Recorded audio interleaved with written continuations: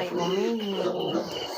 Kapag gabi na sila ay umihi, punasan ko na lang yung sahig. Ito ay hating gabi na po.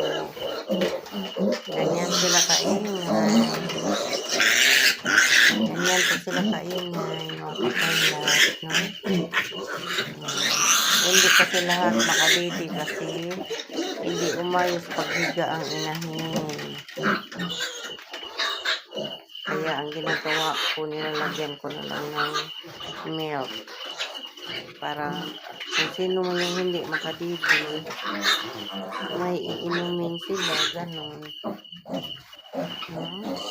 Ating gabi na, nandito pa ako sa bunga ng baboy. Ganun ang sacrifice, mga kaperlas.